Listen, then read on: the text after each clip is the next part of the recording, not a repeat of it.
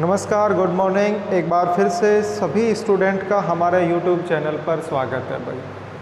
तो हमारी exercise first चल रही थी क्लास 11th के लिए और हम पढ़ रहे थे सेट यानी समुच्चय। और समुच्चय की हमने सिर्फ परिभाषा देखी थी भाई कि समुच्चय में उसकी परिभाषा क्या है। तो परिभाषा एक बार फिर से हल्की सी रिपीट कर देता हूँ। देखो, समुच्चय कहते हैं वस्तुओं के सुपरिभाषित, यानी जो वस्तु है ना उसका सुपरिभाषित समूह या संग्रह को समुच्चय कहते हैं, सेट्स कहते हैं भाई। अब ये सुपरिभाषित का तात्पर्य है कि जो भी आप ग्रुप बनाओगे वो स्पष्ट होना चाहिए, उसमें किसी प्रकार का मतभेद नहीं होना चाहिए भाई। ठीक है, मतभेद कैसे है ये भी मैं आपको समझाऊंगा। उसके अलावा मैंने ये बताया था कि जो समुच्चय है उसके अंदर से कौन कौन से जो साइन है वो हम यूज करते हैं। देखो, सबसे पहले हमने इस साइन के बारे में बताया कि भाई इसका मतलब होता है और, या फिर इसको हम बोलते हैं अथवा। और या इसको क्या बोल दो आप, अथवा बोल दो, इसका मतलब एक ही होता है भाई। ठीक है, आपने पढ़ा भी होगा क्या, जब आपने एग्ज़ाम दिया है तो उसके अंदर दो ऑप्शन आते हैं। जैसे क्वेश्चन नंबर 23 एक क्वेश्चन दे दिया, फिर और फिर नीचे दूसरा क्वेश्चन दे दिया। उसका मतलब है कि आपके पास ऑप्शनल है, दोनों में से किसी एक को सोल्व करना है भाई।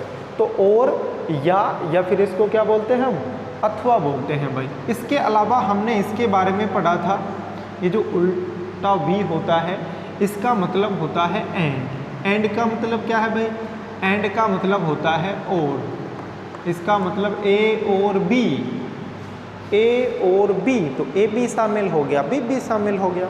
इसके अलावा एक हमने इसके बारे में पढ़ा था और इसका मतलब होता है बिलोंग्स टू। इसका मतलब क्या होता है भाई, इसका मतलब होता है बिलोंग्स टू। बिलोंग्स टू का मतलब है अवयव है, अवयव है, इसका मतलब ये होता है भाई। ठीक है, इसके बारे में हमने कल पढ़ा था, ये ज़्यादा इम्पोर्टेंट नहीं है, ये इम्पोर्टेंट था और इसके बारे में हम कल डिस्कस भी कर चुके हैं। इसके अलावा हमने सर एक ये पढ़ा था, सर इसका मतलब क्या होता है, इसका मतलब होता है डज नॉट। इसका मतलब क्या होता है, डज नॉट या डजंट लिख दो भाई, does not belongs to, does not belongs to. इसका मतलब क्या हुआ भाई, डज नॉट बिलोंग्स टू, अवयव नहीं है। इसका मतलब हो गया कि अवयव नहीं है। अवयव यानी इंग्लिश में अवयव को एलिमेंट भी बोलते हैं, अवयव नहीं है। उसके अलावा एक हमने इसके बारे में पढ़ा था, इस टाइप का, इसको हम बोलते हैं भाई सबसेट। सबसेट और हिंदी में इसको बोलते हैं उपसमुच्चय।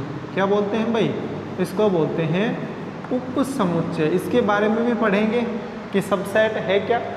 और एक हमने इसके बारे में भी कल डिस्कस किया था, इसका मतलब होता है डज नॉट सबसेट। इसका मतलब उपसमुच्चय नहीं है। यही तो हमने पढ़ा था भाई, कल इनके बारे में हमने डिस्कस किया था भाई, उपसमुच्चय नहीं है। तो मैं आपको बता दूं कि अभी तक इनके बारे में नहीं पढ़ा है हमने, सिर्फ अभी तक हमने इनके बारे में पढ़ा था कि बिलोंग्स टू, अगर कोई भी समुच्चय है उसके अंदर वो अवयव है तब तो कहेंगे बिलोंग्स टू, यानी वो एलिमेंट उसके अंदर है। और यदि वो एलिमेंट उसके अंदर नहीं है तो हम क्या बोलेंगे, डज नॉट बिलोंग्स टू, यानी वो अवयव उसके अंदर से नहीं आता है। याद रखना इस चीज़ को भाई। चलो, आज हम क्या पढ़ने वाले हैं, आज हम क्या पढ़ने वाले हैं, आज हम पढ़ने वाले हैं कि समुच्चय को लिखने के दो तरीके होते हैं भाई, यानी समुच्चय के दो रूप होते हैं। एक तो होता है, समुच्चय के दो रूप होते हैं भाई। एक कौन सा होता है, एक तो होता है, देखो भाई, तो हम कहाँ पर चल रहे थे, हम चल रहे थे, इनके बारे में हमने डिस्कस कर लिया था। उसके बाद आज हम करने वाले हैं समुच्चय रूप या समुच्चय निर्माण रूप है। यानी समुच्चय निर्माण रूप दो तरीके से है भाई। समुच्चय निर्माण रूप। इसके अंदर एक तो पढ़ने वाले हैं हम रोस्टर रूप और एक पढ़ने वाले हैं नियम रूप। मतलब दो चीज़ पढ़ेंगे हम, एक तो पढ़ेंगे हम रोस्टर रूप। क्या पढ़ने वाले हैं भाई? एक हम पढ़ने वाले हैं रोस्टर रूप। रोस्टर रूप को हम सारणीबद्ध रूप भी बोल सकते हैं। रोस्टर रूप या फिर इसको हम क्या बोलेंगे? इसको हम बोलेंगे सारणीबद्ध रूप। अब सर ये क्या होता है? सारणीबद्ध रूप, हिंदी में इसको हम बोल देते हैं भाई सारणीबद्ध रूप, यानी सारणी के रूप में लिखना भाई, और रोस्टर रूप में लिखना। इन दोनों का मतलब एक ही है। एग्जाम में आ जाए कि रोस्टर रूप या सारणीबद्ध रूप में लिखिए। अब मैं इसका एग्जाम्पल बता रहा हूँ। देखो सारणी, जब हम कोई सारणी बनाते हैं तो उसमें काउंटिंग 2, 3, 4 नंबर लिखते हैं कि नहीं लिखते हैं? तो आपको तो इतना समझना है कि रोस्टर रूप और सारणीबद्ध रूप में संख्या आती है। क्या आती है? संख्या आती है। जैसे मैं आपको एक एग्जाम्पल से समझाता हूँ कि राजस्थान, एग्जाम्पल लेता हूँ फिर आपको अच्छे से समझ में आ जाएगा। एग्जाम्पल क्या है? राजस्थान शब्द में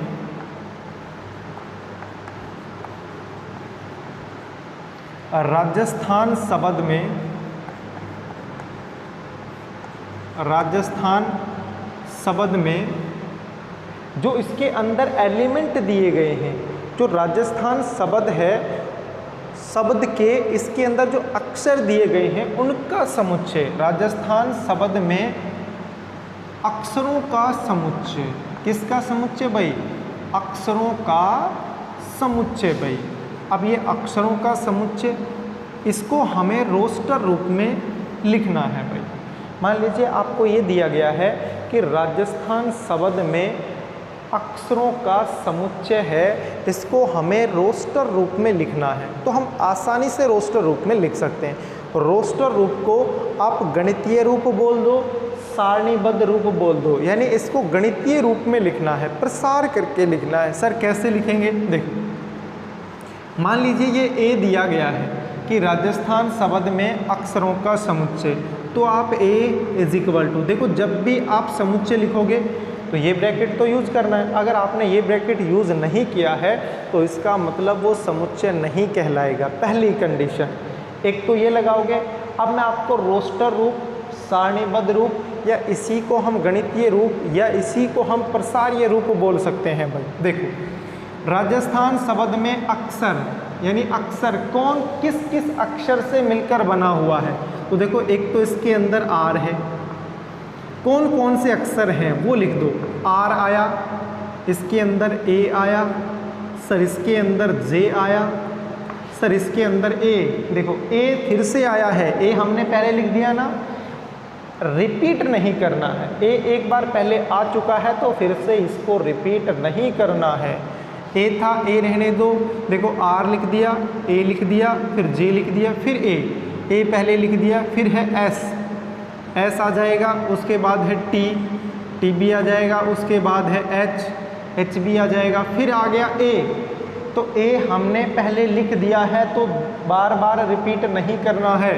ए आ गया, उसके बाद एन। इसी को हम क्या बोल देंगे? इसी को हम रोस्टर रूप, या इसी को हम सारणीबद्ध रूप, या इसी को प्रसारीय रूप, या इसी को गणितीय रूप हम बोलते हैं। इसी को रोस्टर रूप बोलते हैं भाई। क्या बोलते हैं हम? रोस्टर रूप। इसी को क्या बोलते हैं हम? रोस्टर रूप बोलते हैं भाई। तो बिल्कुल सिंपल है, मेरे हिसाब से किसी को कोई दिक्कत नहीं आएगी भाई। राजस्थान शब्द में अक्षरों का समुच्चय, यानी किन किन अक्षर से मिलकर बना हुआ है, उन अक्षरों को एक समूह बना दे, उनको एक इकट्ठा करके लिख दें, तो उन्हीं को हम समुच्चय या फिर सेट बोलेंगे। तो इसके अंदर देखो आर है, ए है, फिर जे है, फिर एस है। याद रखना ए 3 बार आया है, तो 3 बार ए नहीं लिखना है, ए सिर्फ एक बार ही लिखोगे। हमें कोई भी एलिमेंट को रिपीट नहीं करना है। ठीक है, चलो भाई यहाँ तक तो समझ में आ गया। सर एक दो एग्जाम्पल और बता दो। चलो एक दो एग्जाम्पल और देखो आप, फिर अच्छे से समझ में आ जाएगा। मैंने कहा बी एक समुच्चय है, बी कोई समुच्चय है, और मैंने कह दिया स्कूल शब्द, स्कूल जो शब्द है स्कूल शब्द में अक्षरों का, यानी जो अक्षर दिए गए हैं आपको, अक्षरों का समुच्चय बनाना है। क्या बनाना है हमें? समुच्चय बनाना है, यानी इसको हमें रोस्टर रूप में लिख के बताना है कि वास्तव में इसको रोस्टर रूप में कैसे लिखें। तो देखो, स्कूल शब्द में अक्षरों का समुच्चय, तो सीधी सी बात है कि बी, सबसे पहले आप ये ब्रैकेट यूज करोगे। ब्रैकेट यूज किया, अब देखना है किस किस अक्षर से मिलकर बना हुआ है भाई। तो एक तो इसके अंदर ऐसा आ गया, ठीक है सर। एक इसके अंदर सी आ गया, ठीक है सर। एक इसके अंदर एच आ गया, एक इसके अंदर ओ आ गया, और फिर से ओ आ गया। 2 बार ओ है, लेकिन यहाँ 2 बार ओ नहीं लिखोगे, हमें रिपीट नहीं करना है। क्या नहीं करना? हमें रिपीट नहीं करना है। तो फिर यहाँ लिख देंगे एल। एल देखो रिपीट नहीं हो रहा है, और ये ब्रैकेट लगा देंगे। तो इसी को हम रोस्टर रूप, इसी को हम क्या बोलते हैं? रोस्टर रूप बोलते हैं भाई, और यही हमारा आंसर हो गया। चलो अगला क्वेश्चन देख लें।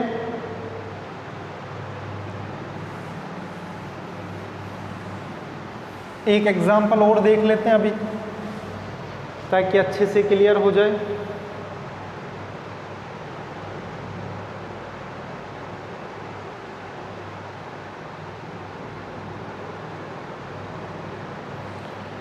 मैंने एक एग्जाम्पल और लिया है, देखो मैंने लिख दिया सी, और सी के अंदर मैंने लिखा है सभी अंग्रेजी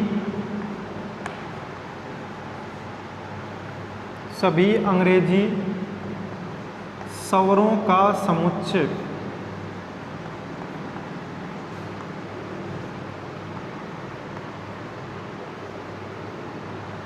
सभी अंग्रेजी स्वरों का समुच्चय। तो अंग्रेजी स्वर देखो, सभी यानी सभी लिखने हैं, इंग्लिश के ओवल यानी स्वर होने चाहिए भाई। स्वरों का एक समुच्चय बनाना है, तो सी, फिर आप लिखोगे, सबसे पहले ये ब्रैकेट लगाओगे। अब आपको ये देखना है कि जो इंग्लिश में जो स्वर होते हैं वो कौन कौन से होते हैं। तो सर इंग्लिश में 5 स्वर होते हैं। कौन कौन से? ए, ई, आई, ओ, यू, बस वो यहाँ लिखना है, आपका आंसर आ गया। चलो कौन कौन से आएंगे? ए, ई, आई, ओ और यू, ये हमने लिख दिया। और इसी को हम रोस्टर रूप, सारणीबद्ध रूप या फिर गणितीय रूप में बोलते हैं भाई। ठीक है भाई। चलो एक क्वेश्चन और ले लेता हूँ, एक और लिख देता हूँ मैं। सी बराबर, या सी हो गया डी। हमें एक क्वेश्चन दिया गया है कि 1 से 10 तक, 1 से 10 तक प्राकृत संख्याओं का समुच्चय, प्राकृत संख्याओं का समुच्चय, प्राकृत संख्याओं का समुच्चय भाई। 1 से 10 तक प्राकृत संख्याओं का समुच्चय, इसे हमें रोस्टर रूप में लिखना है। एग्जाम में 1 नंबर का क्वेश्चन आएगा, सिंपल सा, सभी कर लेंगे आसानी से। क्वेश्चन ऐसे ही आ गया कि 1 से 10 तक प्राकृत संख्याओं के समुच्चय को रोस्टर रूप में लिखिए। तो हम आसानी से लिख सकते हैं भाई। कैसे लिखेंगे बताओ? 1 से 10 तक प्राकृत संख्या यानी नेचुरल नंबर। नेचुरल नंबर क्या होती हैं सर? नेचुरल नंबर 1 से स्टार्ट होती हैं। 1, 2, 3, 4, 5, 6 ऐसे सर चलती जाएंगे, और ये इन्फिनिटी तक चलती हैं, अनंत तक चलती हैं। चलती है कि नहीं? हमें कहाँ से कहाँ तक लिखनी है? देखो इसने कंडीशन दे दी, 1 से स्टार्ट करनी है और 10 तक लिखनी है। जब इसको हम गणितीय रूप में लिख देंगे भाई, सारणीबद्ध रूप में लिख देंगे, तो उसी को हम क्या बोलेंगे? रोस्टर रूप बोलेंगे। इसका मतलब डी, सबसे पहले आपको ये ब्रैकेट लगाना है। 1 से 10 तक नेचुरल नंबर, 1 यानी 1, उसके बाद 2, फिर 3, फिर 4, फिर 5, फिर 6, फिर 7, फिर 8, फिर 9 और उसके बाद क्या आएगा? 10। 1 से 10 तक, देखो 1 भी शामिल होगा और 10 भी शामिल होगा। याद रखना 10 तक का मतलब क्या हुआ कि 10 तक जाना है, उसके आगे नहीं जाना है। तो 1 से लेकर 10 तक प्राकृत संख्याओं का समुच्चय। तो 1 से लेकर 10 तक नेचुरल नंबर लिख दोगे, ये ब्रैकेट लगा दोगे, तो ये आपको रोस्टर रूप में समुच्चय मिल गया। किस में मिल गया? ये रोस्टर रूप में। तो अब आपने एक बात सीख ली होगी कि सर जो रोस्टर रूप या सारणीबद्ध रूप होता है वो क्या होता है? सर वो होता है कि जो भी हमें दिया गया है उसको प्रसार करके लिख देना। क्या करके लिख देना? प्रसार करके लिख देना। उन्हीं को हम रोस्टर रूप बोलते हैं। भाई बताओ, बोलते हैं कि नहीं बोलते हैं? अब इसके बाद हम पढ़ने वाले हैं, देखो समुच्चय निर्माण रूप पहला हो गया, रोस्टर रूप या फिर सारणीबद्ध रूप। दूसरा हम पढ़ने वाले हैं नियम रूप या समुच्चय निर्माण रूप। ये इसका दूसरा पार्ट है भाई, ठीक है। यानी जो हमारा समुच्चय है उसका हम प्रदर्शन कैसे करेंगे, उसको रिप्रेजेंटेशन कैसे करेंगे। तो पहला तो हमने पढ़ा रोस्टर रूप और दूसरा हम पढ़ेंगे समुच्चय निर्माण रूप या इसी को हम नियम रूप बोल देते हैं। भाई क्या बोलते हैं? नियम रूल। दो चीज बोल देते हैं, समुच्चय निर्माण रूप या फिर इसी को हम क्या बोलते हैं? नियम रूप बोलते हैं भाई, रूल फॉर्म, ठीक है भाई। चलो अब इसके अंदर भी वही है भाई। देखो आपको लिखना कैसे है, मान लीजिए आपको इस टाइप से दे दिया गया। मान लीजिए मैंने एक समुच्चय दिया कि सभी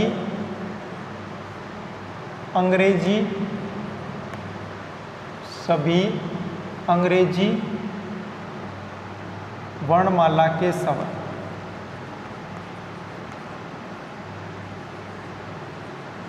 सभी अंग्रेजी वर्णमाला के स्वर। मैं सिर्फ स्वर का समुच्चय। देखो यदि हम इसको ऐसे लिख दें, यदि हम इसको ऐसे लिख देते हैं A, E, I, O और U, इसको तो हम क्या बोलते हैं? सर इसको हम बोलते हैं रोस्टर रूप। क्या बोलते हैं हम? रोस्टर रूप। अब हमें सीखना है समुच्चय निर्माण रूप या फिर नियम रूप। समुच्चय निर्माण रूप या फिर इसको क्या बोलेंगे?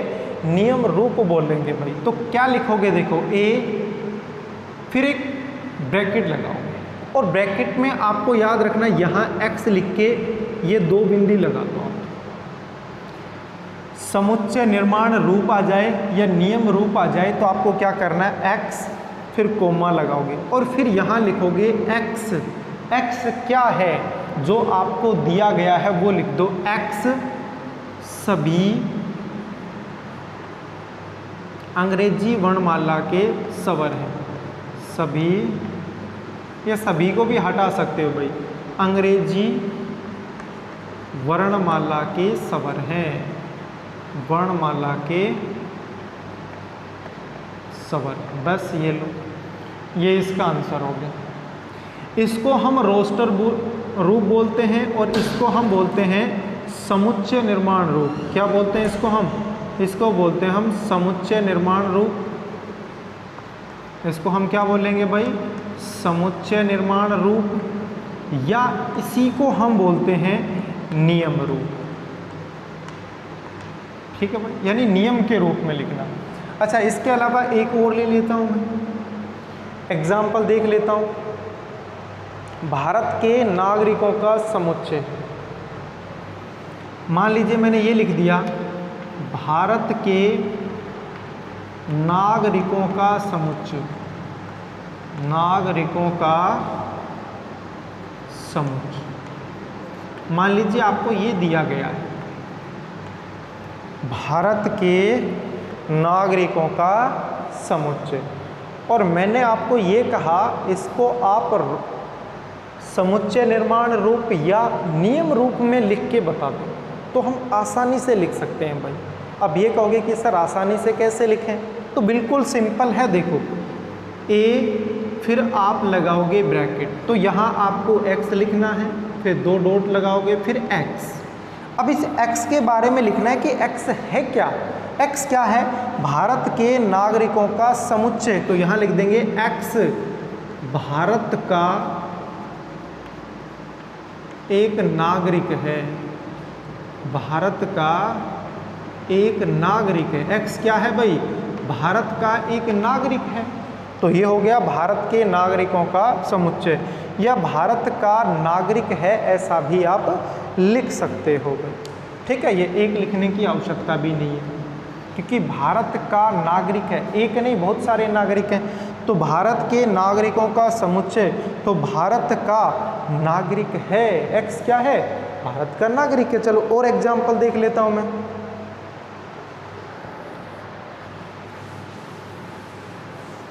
देखो भाई और देख लेते हैं, अभी एग्जाम्पल बहुत सारे हैं हमारे पास।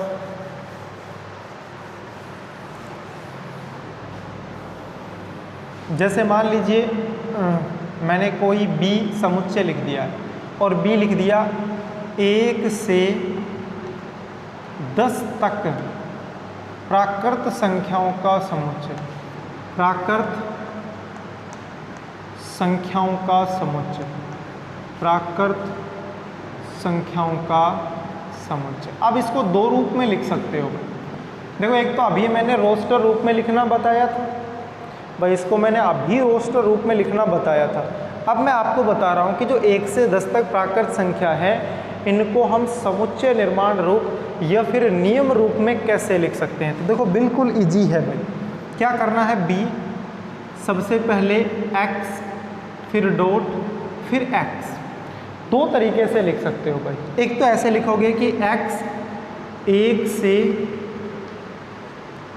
10 तक प्राकृत संख्या है, 1 से 10 तक प्राकृत संख्या है। आप अगर ये लिखते हो तो ये भी समुच्चय निर्माण रूप या फिर नियम रूप है। या इसकी जगह अगर आपने ये लिख दिया कि x फिर डॉट कि x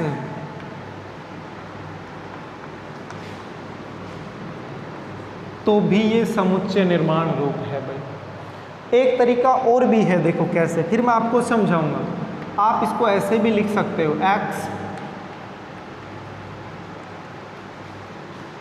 x प्राकृत संख्या है, x प्राकृत संख्या है। बहुत सारे तरीके हैं भाई लिखने के। निर्माण रूप है, जो समुच्चय निर्माण रूप है या नियम रूप है, इनको बहुत सारे तरीके से लिखा जाता है।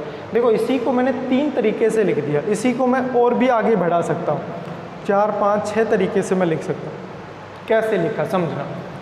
1 से 10 तक प्राकृत संख्याओं का समुच्चय, तो आपको x लिखना है, फिर डॉट लगाना है, फिर x लिख के जो ये दिया गया है वो लाइन लिख दो बस। तो 1 से 10 तक प्राकृत संख्या, संख्याओं नहीं लिखना है, सिर्फ संख्या है बस, का समुच्चय हटा दो, आपका समुच्चय निर्माण रूप बन गया। अच्छा इसका मतलब क्या हुआ कि x है, देखो x लिखा फिर दो डॉट लिखा। इस हिंदी में जो मैंने लिखा है ना 1 से 10 तक प्राकृत संख्या, मैंने ये लिख दिया कि देखो x का मान 1 से बड़ा 1 के बराबर, 1 शामिल हो गया, x का मान 10 से छोटा और 10 के बराबर। तो बताओ इसका मतलब यही हुआ ना, 1 से बड़ा और 1 शामिल, 10 से छोटा 10 शामिल, तो 1 से 10 तक की बात हो गई है। अब ये x है क्या? कैपिटल N, कैपिटल N का मतलब प्राकृत संख्याएं। तो बस ये हो गया, ऐसे लिख दो, ऐसे लिख दो। मेरे हिसाब से आपके लिए ये बेटर रहेगा, क्योंकि आप कुछ नहीं करना, x फिर डॉट फिर x। क्या लिखना है? 1 से 10 तक प्राकृत संख्या है। क्या है? प्राकृत संख्या है। या फिर ऐसे लिख दो कि x डॉट x, x का मान 1 के बराबर, 1 से बड़ा, 10 के बराबर, 10 से छोटा, और x कहाँ से बिलोंग करता है? नेचुरल नंबर से। ऐसे लिख दो कि x, वही यही बात है भाई, 1 से 10 तक, 1 से 10 तक को लिखने का तरीका यही तो है कि x का मान 1 से बड़ा और 1 के बराबर, x का मान 10 के बराबर, 10 से छोटा, मतलब 1 से 10 तक। x क्या है? प्राकृत संख्या है। ये लिख दो, ये लिख दो, ये लिख दो, सारे सही हैं भाई, ठीक है। और इसी को हम क्या बोलते हैं, समुच्चय निर्माण रूप। अब मैं आपको दोनों एक साथ, दोनों में अंतर भी समझ में आ जाएगा, दोनों को एक साथ समझा रहा हूं, समझना भाई। देखो एक साथ समझा रहा हूं। देखो अगर हम बात कर लें, हम क्या पढ़ रहे हैं, समुच्चय प्रदर्शन, यानी समुच्चय को प्रदर्शन किस प्रकार से किया जाता है, या समुच्चय का प्रदर्शन लिख दो, समुच्चय का प्रदर्शन। इसका मतलब है समुच्चय को किस प्रकार से लिखा जा सकता है, किस प्रकार से दिखा जाए। देखो भाई, इसके दो रूप हमने पढ़े हैं सर। एक तो हमने पढ़ा है रोस्टर रूप, एक तो हमने पढ़ा है सर रोस्टर रूप, इसी को सर हम सारणीबद्ध रूप, इसी को हम सारणीबद्ध रूप, और इसी को हम गणितीय रूप भी बोल देते हैं भाई, गणितीय रूप, या इसी को हम प्रसारित रूप भी बोल सकते हैं भाई, एक ही नाम है। आपको एग्जाम में रोस्टर रूप से पूछा जाए। फिर हमने दूसरा पढ़ा कि सर दूसरा समुच्चय निर्माण रूप, समुच्चय निर्माण रूप, समुच्चय निर्माण रूप, या इसी को सर हम बोलते हैं नियम रूप, यानी रूल फॉर्म भाई, ठीक है। ये दो तरीके हैं, समुच्चय को लिखने के दो तरीके हैं आपके पास, एक तो रोस्टर रूप है और एक है समुच्चय निर्माण रूप। एग्जाम्पल से आपको मैं समझाता हूं। जैसे आपको एक एग्जाम्पल दिया गया, एग्जाम्पल क्या दिया गया वो दोनों के बीच में लिख देता हूं। एग्जाम्पल आपको दिया गया कि 1 से 5 तक प्राकृत संख्या है, प्राकृत संख्याओं का समुच्चय आपको ये दिया गया है, और आपको ये कहा गया है कि सर इसको एक बार तो रोस्टर रूप में लिख दो, एक बार समुच्चय निर्माण रूप में लिख दो, तो हम आसानी से लिख देंगे।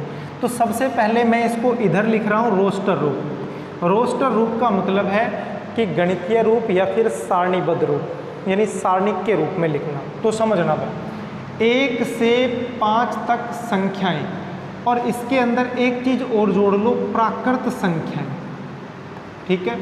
1 से 5 तक प्राकृत संख्याओं का समुच्चय।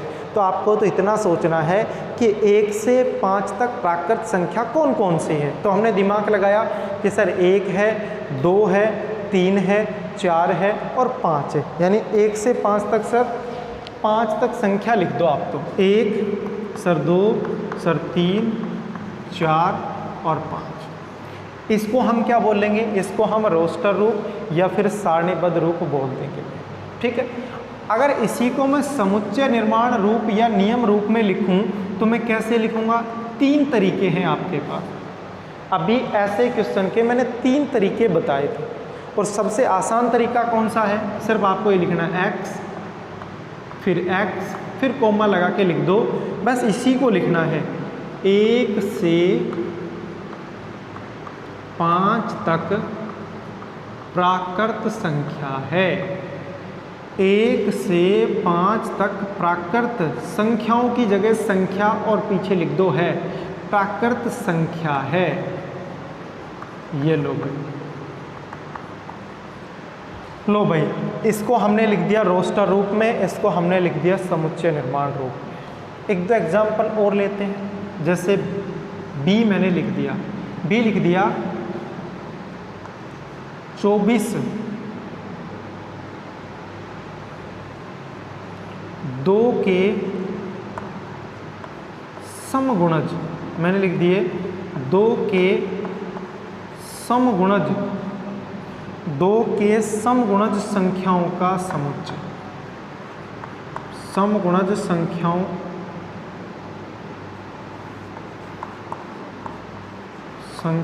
का समुच्चय। मैंने क्या लिख दिया भाई, मैंने लिख दिया सर दो के समगुणज संख्याओं का समुच्चय, यानी दो है ना, उसका समगुणज।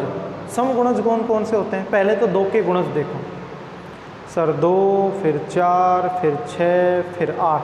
अगर आप सम में कंफ्यूज होते हो तो इसको सम को मैं हटा भी देता हूँ। तो दो के गुणज हैं उन संख्याओं का आपको एक समुच्चय बनाना। आप दिमाग लगाओ कि दो के गुणज कौन कौन से हैं। भाई दो के सारे सम होते हैं। तो अगर आपने ध्यान दिया हो तो सर 2 फिर 4 फिर 6 फिर 8 फिर 10, इनको हम बोलते हैं दो का गुणज, यानी दो के जो गुणा में होता है। चलो, तो इसको यदि आपको और समुच्चय यानी रोस्टर रूप में यदि आपको लिखना है तो आप क्या लिखोगे? सर हम लिखेंगे 2 फिर 4 फिर 6 फिर 8 फिर 10। सर ये ऐसा चलता जाएगा, 2 4 6 8 10 ऐसा चलता जाएगा, अनंत तक चलेगा। इसलिए मैंने डॉट डॉट डॉट और फिर ये ब्रैकेट लगा दिया।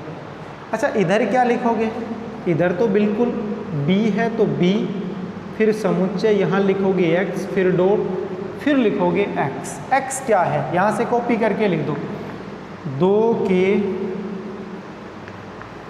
दो का गुणज है, या आप लिख सकते हो 2 का गुणज संख्या है, एक ही बात है भाई। या 2 का गुणज है, ये आप लिख सकते हो भाई। ये लो,